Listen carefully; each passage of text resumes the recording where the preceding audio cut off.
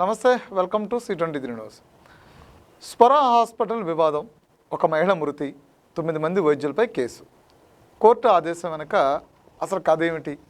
విజయవాడలోనే ఒక ప్రైవేట్ ఆసుపత్రి చుట్టూ ఇప్పుడు తీవ్ర చర్చ జరుగుతుంది. ఒక మహిళ ఆసుపత్రిలో చేరారు. 3 రోజుల తర్వాత ఆమె మరణించారు. ఆమె కుటుంబం వైద్య చికిత్సపై అనుమానాలు వ్యక్తం చేసింది. ఆ అనుమానాలు క్రమంగా వైద్యుల అర్హతలు, మెడికల్ రిజిస్ట్రేషను, స్పెషలిస్ట్ వైద్యుల సేవలు, చికిత్స రికార్డులు, వైద్య నిర్లక్ష్యం వంటి అంశాలపై ఆరోపణలుగా మారాయి. విషయం పోలీసుల దగ్గరికి వెళ్ళింది. అక్కడి నుంచి కోర్టుకు వెళ్ళింది. కోర్టు ఆదేశాల తర్వాత ఆసుపత్రితో పాటు 9 మంది వైద్యులపై క్రిమినల్ కేసు నమోదైంది.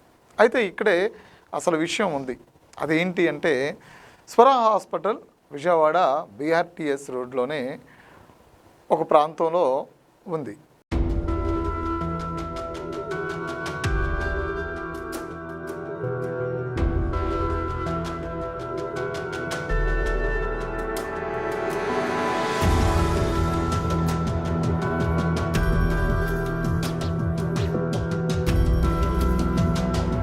ఇక్కడ ఒక మహిళని వైద్యం కోసం తీసుకొచ్చారు.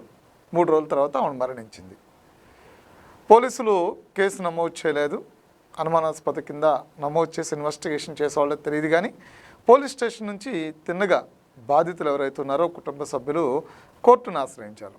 కోర్టు ఈ హాస్పిటల్ పైన కేసు నమోదు చేసి దర్యాప్తు చేయండి పోలీసులకు ఆదేశాలు జారీ చేసింది. ఈ ఒక్క కేసు ఏం చెప్తుంది అంటే, గతంలో చాలా హాస్పిటల్స్ దగ్గర రోగి బంధువులు, రోగి కుటుంబ సభ్యులు, రోగి స్నేహితులు, ఇలాగ అనేక సందర్భాల్లో మనం వార్తా పత్రికల్లోనూ టీవీ ఛానల్స్లోనూ కొన్ని కథనాలు చూస్తుండేవాళ్ళం. కారణం ఏంటంటే, వైద్యుల నిర్లక్ష్యము. ఒక వ్యక్తి ప్రాణం తీసింది. కుటుంబ సభ్యులు హాస్పిటల్ ఎదుట ఆందోళన నిర్వహించారు. వైద్యులు నిర్లక్ష్యం, తమ కుమారుడు ప్రాణం తీసింది, కుమార్తె ప్రాణం తీసింది, నిండు శూలాలు ప్రాణం తీసింది. ఇలాంటి అనేక ఎన్నో కథనాలు బయటకు వస్తూ ఉన్నాయి.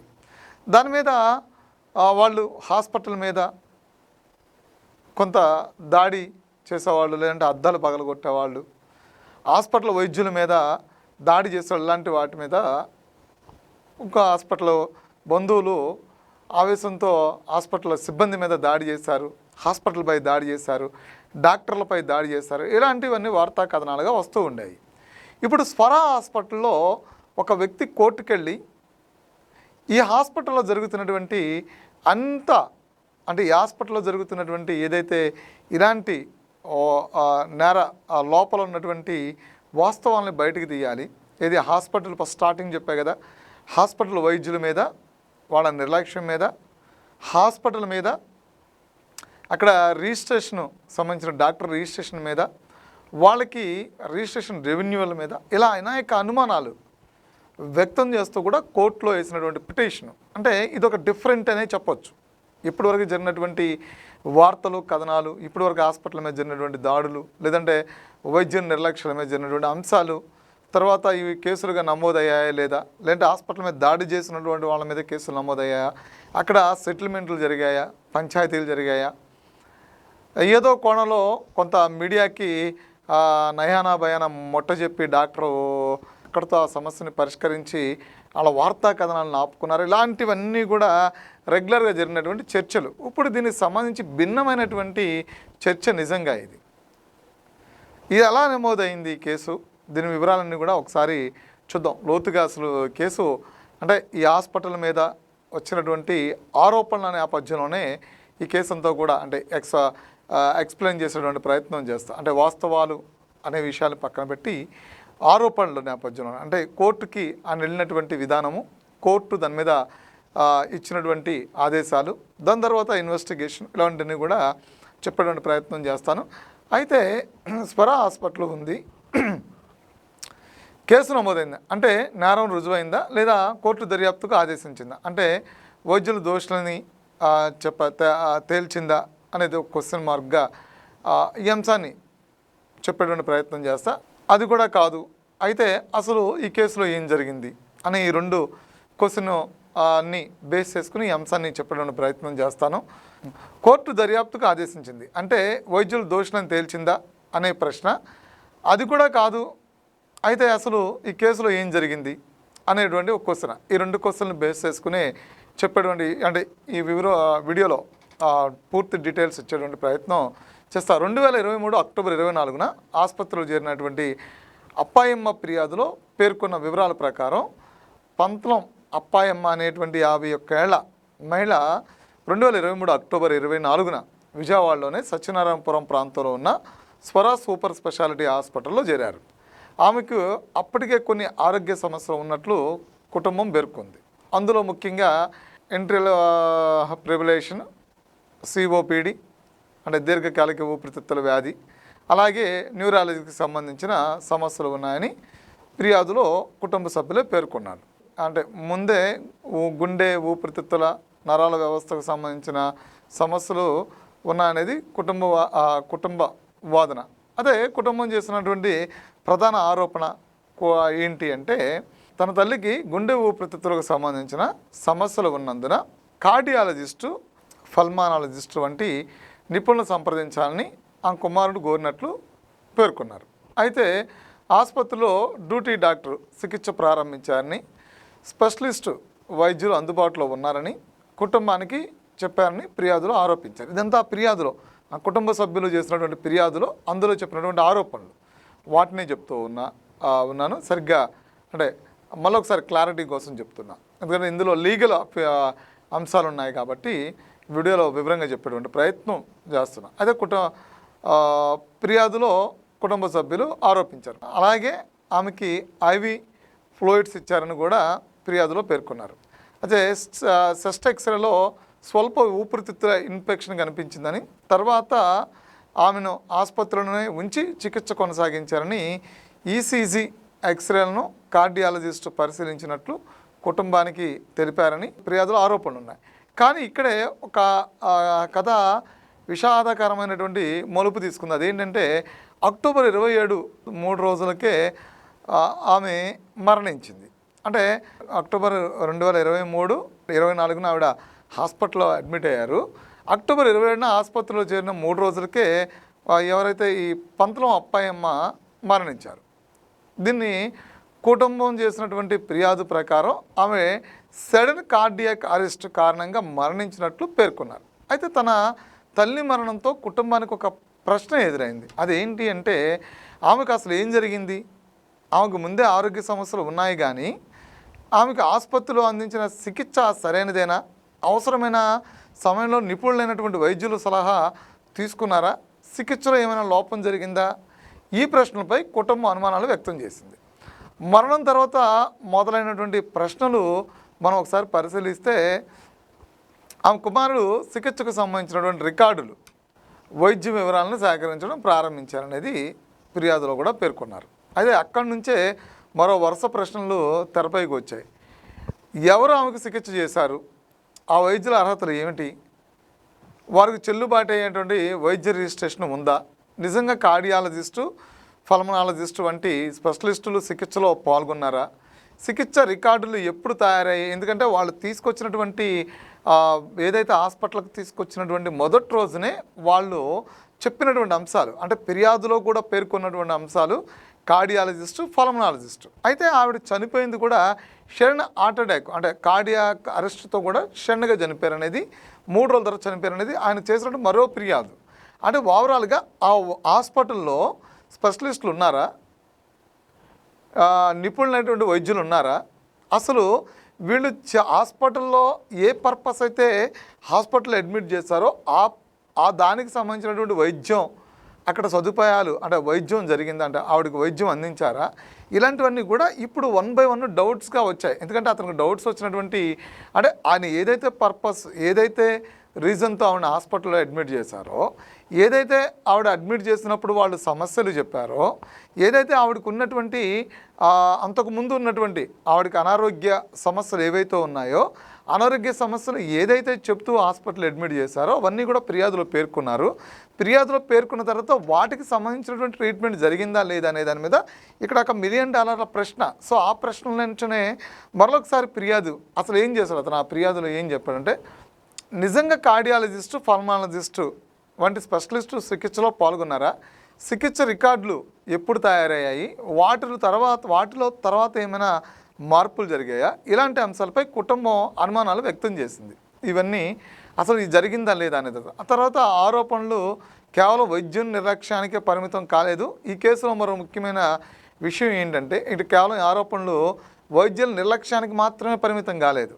ఇందులో ముఖ్యమైన విషయం ఒకటి ఉంది. అది ఏంటి అంటే, ఆ కుటుంబం చేసినటువంటి మరో ఆరోపణ చూస్తే కనుక కేవలం వైద్య చికిత్స సరిగ్గా అందలేదనేటువంటి ఆరోపణతోనే ఆగలేదు. ఫిర్యాదులో medical negligence, forgery, criminal conspiracy, బెదిరింపులు, ఆధారాలని ధ్వంసం చేయడం, అలాగే కొంతమంది వైద్యులు సరైనటువంటి రిజిస్ట్రేషన్ లేకుండా వైద్యం చేశారనేటువంటి ఆరోపణలు కూడా ఉన్నట్లు పేర్కొనబడింది వాళ్ళు ఇచ్చినటువంటి ఫిర్యాదులో. ఇవి అన్ని తీవ్రమైనటువంటి ఆరోపణలు. కానీ మరోసారి గుర్తుంచుకోవాల్సినటువంటి విషయం ఏంటి అంటే, ఇవి ఫిర్యాదుదారు చేసినటువంటి ఆరోపణలు మాత్రమే అని, అవి నిజమని తుది న్యాయస్థానం ఇంకా నిర్ధారించలేదు. ఈ అంశాన్ని కూడా చాలా స్పష్టంగా చెప్పాలనుకుంటున్నాం. అదే పోలీసుల దగ్గర నుంచి కోర్టు వరకు కుటుంబం జరిగింది ఏంటి, అదే పోలీసులను ఆశ్రయించింది, కుటుంబం పోలీసులను ఆశ్రయించింది. అయితే కేసు అక్కడితో ముగియలేదు. తర్వాత కోర్టును ఆశ్రయించారు. ఈ వ్యవహారం విజయవాడలోనే 3వ అదనపు చీఫ్ జ్యుడిషియల్ మేజిస్ట్రేట్ కోర్టు ముందుకు వెళ్ళింది. అయితే అక్కడికి వెళ్ళిన తర్వాత ఏం జరిగింది, సిఆర్పిసి సెక్షన్ 156 సబ్సెక్షన్ 3 అనేటువంటి న్యాయపరమైన అంశం కీలకంగా మారింది. అంటే సెక్షన్ 156 సబ్సెక్షన్ 3 కింద కేసు నమోదు చేయాలని ఆదేశం వచ్చింది. అంటే ఎలా చెప్పిందంటే, సింపుల్గా చెప్పాలంటే, ఒక ఫిర్యాదులో పోలీసు దర్యాప్తు అవసరమయ్యే నేరం జరిగినట్లు ఆరోపణలు ఉంటే మేజిస్ట్రేటు పోలీసును దర్యాప్తు చేయమని ఆదేశించగలరు. అదే సెక్షన్ 156 సబ్సెక్షన్ 3 కింద జరిగే ప్రక్రియ. అంటే కోర్టు ఈ దశలో ఈ వైద్యులు నేరస్తులని తుది తీర్పు ఇవ్వడం కాదు, అలాగే ఆసుపత్రి తప్పు చేసింది అని కూడా తుది నిర్ణయం ఇవ్వడం కాదు. కోర్టు దర్యాప్తు అవసరమని భావించినప్పుడు పోలీసులు దర్యాప్తుకు మార్గం చూపే ప్రక్రియ ఇది. ఇక్కడే పెద్ద అపోహకు అవకాశం ఉంది. అంటే కోర్టు ఎఫ్ఐఆర్ నమోదు చేయమని ఆదేశిస్తే దాన్ని కొంతమంది కోర్టు వైద్యులను దోషులుగా తేల్చిందని అర్థం చేసుకోవచ్చు. కానీ అది సరైన అర్థం కాదు. ఎఫ్ఐఆర్ అంటే ఆరోపణలపై క్రిమినల్ దర్యాప్తు ప్రారంభమైందని అర్థం. దర్యాప్తులో పోలీసులు ఆధారాలను సేకరిస్తారు, సాక్షులను విచారిస్తారు, మెడికల్ రికార్డులను పరిశీలిస్తారు, వైద్య నిపుణుల అభిప్రాయాలను తీసుకోవచ్చు, అవసరమైతే ఇతర ఆధారాలను కూడా సేకరిస్తారు. ఆ తర్వాత కేసు తదుపరి దశకు వెళుతుంది. చివరికి కోర్టులో సాక్ష్యాలు పరిశీలించిన తర్వాత నేరం నిరూపితమైందా లేదా అన్నది తేలుతుంది. 9 మంది వైద్యులపై కేసు కోర్టు ఆదేశాల తర్వాత సత్యనారాయణపురం పోలీసులు కేసు నమోదు చేసినట్లు నివేదికలు చాలా స్పష్టంగా చెప్తారు. బీఆర్టీఎస్ రోడ్లో ఉన్న స్వర హాస్పిటల్పై ఎఫ్ఐఆర్ రిజిస్టర్ చేయడం జరిగింది. క్రైమ్ నెంబర్ వచ్చి 210/2026 under section 406, 468, 471, 506, 304A, 201, 120 class B, 371, 386 read with 149 IPC. ఇది కోర్ట్ ఎండార్స్డ్ పిటిషన్ అండి. ఇది honourable third additional chief judicial magistrate రిపోర్ట్పై దీని మీద ఎఫ్ఐఆర్ రిజిస్టర్ చేయడం జరిగింది. ఇది రత్నకృష్ణమూర్తి అనే అతను వాళ్ళ మదర్ని 27/10/2023 స్వర హాస్పిటల్లో జాయిన్ చేశారు. 23వ సంవత్సరం 2023 ఆవిడ అనారోగ్యం కారణంగా జాయిన్ చేస్తే డాక్టర్లు సరైన వైద్యం సరిగ్గా స్పందించలేదు. సమరీ షీటు దాన్ని మార్చారు, ఫోర్జరీ చేశారు అని దానిపై తను కోర్టుకి ఆశ్రయించడం జరిగింది. కోర్టు వారు ఇచ్చిన రిపోర్ట్పై దీని మీద ఎఫ్ఐఆర్ రిజిస్టర్ చేయడం జరిగింది. అది ఇన్వెస్టిగేషన్ చేసి ఫైల్ ఇచ్చేస్తాం. అయితే ఈ కేసులో స్వర సూపర్ స్పెషాలిటీ హాస్పిటల్తో పాటు 9 మంది వైద్యులను నిందితులుగా పేర్కొన్నట్లు సమాచారం. అంటే ఎఫ్ఐఆర్లో భారతీయ శిక్షా ఆ స్మృతికి చెందిన పలు సెక్షన్లు నమోదు చేసినట్లు నివేదికలు కూడా పేర్కొంటున్నాయి. వాటిలో 406, 468, 471, 506, 304A, 201, అలాగే 120B, 371, 386, 149 వంటి సెక్షన్లు ఉన్నాయి. అదే అన్ని సెక్షన్లు ఉన్నట్లు పేర్కొనబడింది. అయితే ప్రతి సెక్షను ఏ నిందితుడిపై ఏ నిర్దిష్ట చర్యకు సంబంధించిన వర్తింపజేశారో తెలుసుకోవాలంటే అసలు FIR copy, court order case రికార్డులను పరిశీలించడం అవసరం. అయితే ఇప్పుడు దర్యాప్తులో అసలు తేలాల్సిన అంశాలు ఏంటి? ఇక్కడ నుంచి కేసు మొత్తం ఆధారాలపైన ఆధారపడి ఉంటుంది. మొదటి ప్రశ్న మనం చూస్తే అప్పాయమ్మ ఆసుపత్రిలో చేరిన సమయం నుంచి మరణించే వరకు ఆమెకు ఎవరు చికిత్స చేశారు? రెండో ప్రశ్న, ఆమెకు ముందే ఉన్న గుండె ఊపిరితిత్తుల న్యూరాలజీ సమస్యలను పరిగణలోకి తీసుకుని సరైన వైద్య విధానం పాటించారా? మూడో ప్రశ్న, ఆమె ఈసీజీ, ఎక్స్రే, ఇతర వైద్య పరీక్షలు అసలు ఏం సూచిస్తున్నాయి? నాలుగో ప్రశ్న, ఆమె మరణానికి వైద్యపరమైన అసలు కారణం ఏమిటి? అలాగే ఐదో ప్రశ్న, చికిత్సకు సంబంధించిన రికార్డులు ఆ సమయంలోనే తయారయ్యాయా లేక తర్వాత ఏమైనా మార్పులు జరిగాయా? ఆరో ప్రశ్న, కేసులో ఆరోపణలు ఎదుర్కొంటున్న వైద్యులు వైద్య అర్హతలు, రిజిస్ట్రేషన్ వివరాలు ఏమిటి? ఏడో ప్రశ్న, 9 మంది వైద్యులపై చేసిన ఆరోపణలో ఎవరిపై ఏ ఆరోపణకు ప్రత్యక్ష ఆధారాలు ఉన్నాయి? ఈ కేసులో కీలకమైన ఆధారాలు ఏవి? ఈ కేసులో మాటల కంటే డాక్యుమెంట్లే కీలకం.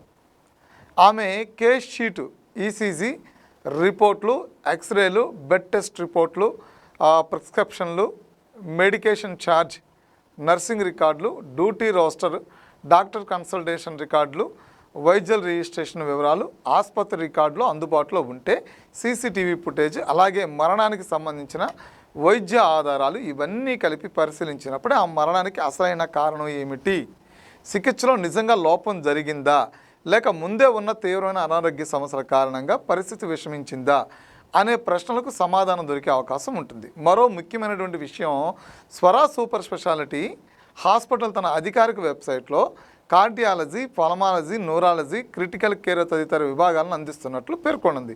ఆసుపత్రి విజయవాడలోని సత్యనారాయణపురంలో ఉన్నట్లు కూడా అధికారికంగా పేర్కొంది. అంతేకాకుండా ఆంధ్రప్రదేశ్ ప్రభుత్వ జీవదాన్ జాబితాలో కూడా స్వరా సూపర్ స్పెషాలిటీ హాస్పిటల్ పేరు ఉంది. అయితే ఇలాంటి సాధారణ ఆసుపత్రి గుర్తింపు లేదా ఆసుపత్రిలో విభాగాలు ఉండడం మాత్రమే ఈ నిర్దిష్ట కేసులో వైద్యం, చికిత్స సరైనదా కాదా అన్నది నిర్ధారించదు.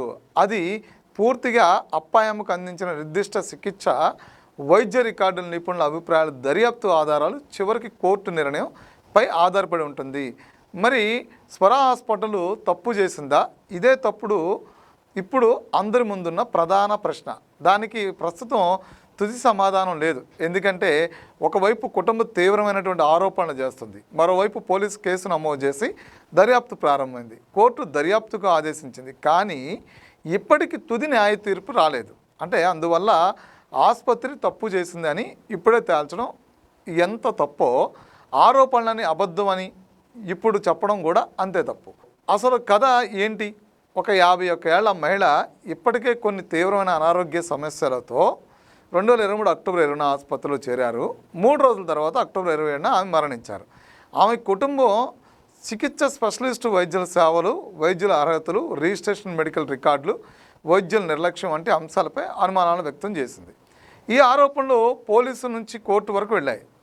మెజిస్ట్రేట్ కోర్టు సెక్షన్ 156(3) కింద పోలీస్ దర్యాప్తు మార్గం చూపించింది. ఆ తర్వాత ఆసుపత్రితో పాటు 9 మంది వైద్యులపై కేసు నమోదైంది. కానీ ఇది ముగిసిన కథ కాదు, ఇది ఇప్పుడు దర్యాప్తు దశలోకి వెళ్ళిన కథ. చివరిగా ఈ కేసులో నిజం బయటికి రావాలంటే ఎవరి మాటలు ఎంత బలంగా ఉన్నాయన్నది కాదు, రికార్డులు ఏం చెబుతున్నాయి, మెడికల్ నిపుణులు ఏం చెబుతున్నారు, దర్యాప్తులో ఏ ఆధారాలు బయటపడుతున్నాయి, అప్పాయమ్మ మరణానికి వైద్యపరమైన అసలు కారణం ఏమిటి అన్నదే కీలకం. ఎందుకంటే ఎఫ్ఐఆర్ ఒక ఆరోపణను నమోదు చేస్తుంది, దర్యాప్తులను సేకరిస్తుంది, కోర్టు సాక్ష్యాలను పరిశీలిస్తుంది, తుది తీర్పే నేరం రుజువైందా లేదా అన్నది నిర్ణయిస్తుంది. కాబట్టి ఒక మహిళ మృతి, 9 మంది వైద్యులపై కేసు అనేది ఈ కథలో మొదటి భాగం మాత్రమే. అసలు ప్రశ్నకు సమాధానం మాత్రం దర్యాప్తు, వైద్యు, వైద్య ఆధారాలు, సాక్ష్యాలు, చివరకు న్యాయస్థానం చెప్పాల్సి ఉంది. అదే స్వరా హాస్పిటల్ వివాదం అనుకున్న అసలు కథ. ఇది ఈ స్వరా హాస్పిటల్ ఉన్నటువంటి కథ, అంటే ఉన్నటువంటి అసలు కథ. అయితే చాలా మెడికల్ ప్రైవేట్ హాస్పిటల్స్ వ్యవహరిస్తున్నటువంటి విధానాలు, అంటే ఇలాంటి ఒక అంశాలు, ఇలాంటి కూలంకమైనటువంటి అంశాలు వైద్యుల దగ్గర నుంచి మొదలుకొని జరిగినటువంటి ట్రీట్మెంట్ వరకు కూడా అన్ని ఆధారాలు కనుక బయటకు తీసుకురాగలిగితే చాలా హాస్పిటల్స్లో జరుగుతున్నటువంటి అవకతవకలు, అన్యాయాలు ఇలాంటి వాటికి కూడా చెక్ పెట్టవచ్చు. సో ఈ కేసు మరి పోలీసు ముందుకు తీసుకెళ్తారా, నీరు గారుస్తారా, అన్ని ఆధారాలని బయటకు తీసుకొచ్చేంత దర్యాప్తు జరుగుతుందా లేదా అనేది చివరి వరకు కూడా వేచి చూడాలి. ఇప్పుడే C23 ఛానల్ని సబ్స్క్రైబ్ చేయండి, నోటిఫికేషన్ బెల్ను ఆన్ చేసేసేయండి. C23 ఛానల్ని సబ్స్క్రైబ్ చేసుకోండి. C23 ఛానల్ని సబ్స్క్రైబ్ చేయండి.